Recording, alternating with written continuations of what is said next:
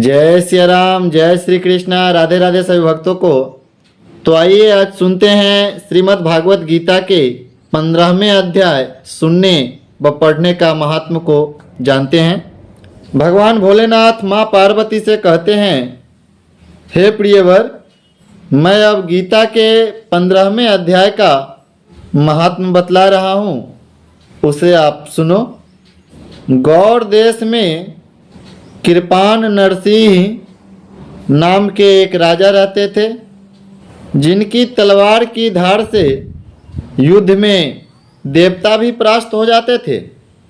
उनका बुद्धिमान सेनापति शस्त्र और शास्त्र की कलाओं की भंडार था। उसका नाम सर्वभौमरुंड था। उसकी भुजाओं में प्रचंड बल था।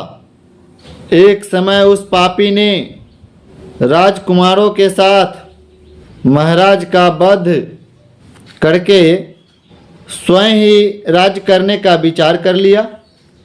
इस निश्चय के कुछ ही दिनों बाद वह हैजे बीमारी का शिकार हो गया और थोड़ी ही दिनों में मर गया। कुछ समय बाद वह पाप आत्मा अपने पूर्व कर्म के कारण सिंधु देश में एक तेजस्वी घोड़ा बना। उसका पेट सटा हुआ था। घोड़े के लक्षणों का ठीक ठीक ज्ञान न रखने वाले किसी वैश्य के पुत्र ने बहुत सा मूल्य देकर उस घोड़े को खरीद लिया और यत्न के साथ उसे राजधानी तक वह ले गया। वैश्य कुमार वह घोड़ा अपने राजा को देने के लिए लाया था।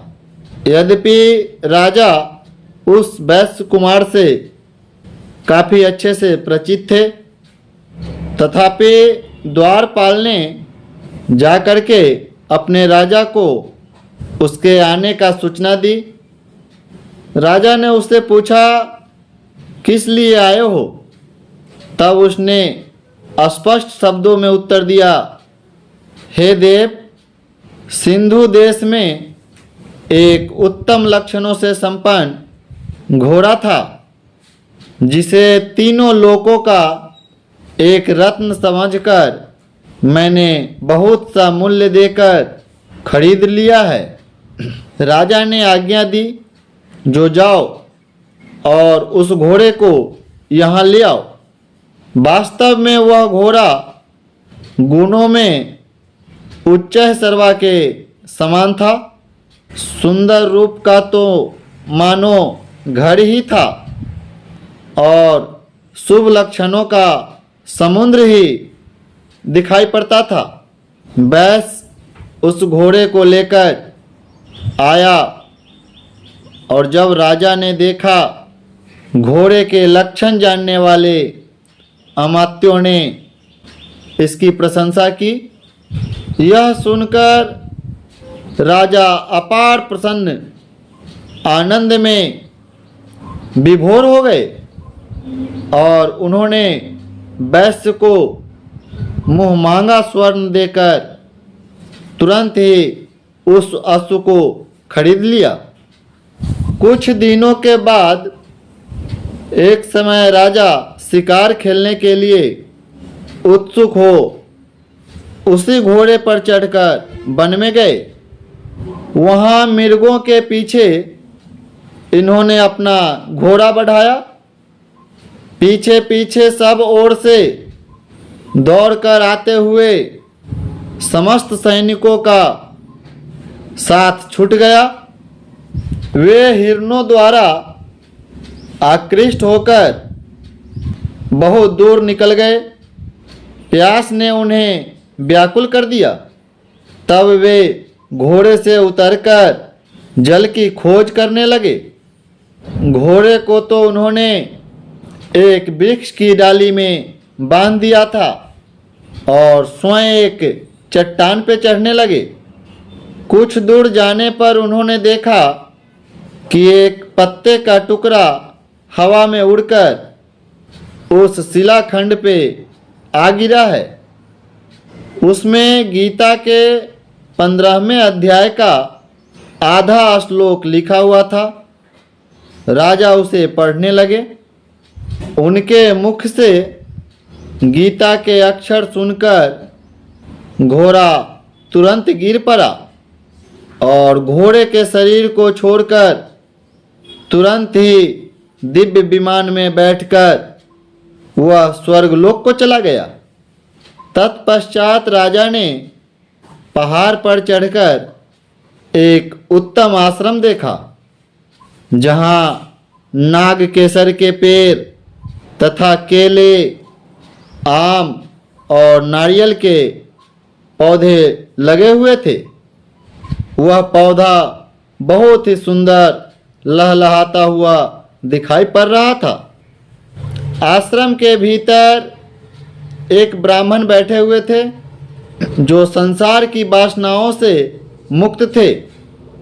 राजा ने उन्हें प्रणाम करके बड़ी भक्ति के साथ पूछा, हे ब्राह्मण, मेरा घोड़ा जो अभी अभी स्वर्गलोक को चला गया है, उसमें क्या कारण है? राजा की बात सुनकर वह त्रिकालदर्शी ब्राह्मण, मंत्रवेता एवं महापुरुषों में श्रेष्ठ विष्णु शर्मा नामक ब्राह्मण ने कहा, हे राजन, पूर्व काल में तुम्हारे यहाँ सर्वभमेरुंड नाम के जो सेनापति थे, वह तुम्हें पुत्रों सहित मारकर स्वयं राज हड़प लेने के लिए तैयार था। इसी बीच में वह हैजे का शिकार होकर मृत्यु को प्राप्त हो गया था। उसके बाद वह उसी पाप के कारण फिर घोड़े में जन्म लिया और यहाँ पर कहीं गीता के 15वें अध्याय की आधे श्लोक का लिखा हुआ मिल जाने के कारण उसे तुम ही पढ़ने लगे। उसी को तुम्हारे मुख से सुनकर वह घोड़ा स्वर्गलोक को प्राप्त हो गया है। तदंतर राजा के पार्श्ववर्ती सैनिक उन्हें ढूंढते हुए वहां आ पहुँचे। उन सब के साथ वह ब्राह्मण को प्रणाम करके राजा प्रसन्नतापूर्वक वहाँ से चले और गीता के 15वें अध्याय का श्लोका अक्षरों से अंकित उसी पत्र को पढ़ पढ़कर प्रसन्न होने लगे। उनके नेत्र हर्ष से खिल उठे थे। घर आकर के उन्होंने मंत्रवेता मंत्रियों के साथ अपने पुत्र सिंहबल को राज सिंहासन पर बैठा दिया और स्वयं गीता के 15वें अध्याय के जप से विशुद्ध चित्त होकर के मोक्ष प्राप्त कर गया। हे देवी, तो यही थी गीता के 15वें अध्याय सुनने व पढ़ने का महत्व। तो चलिए मिलते हैं अगली वीडियो में। तब तक के लिए जय सिया राम, जय श्री कृष्णा, राधे राधे। तो एक बार प्रेम से बोलिए वृंदावन बिहारी लाल की जय।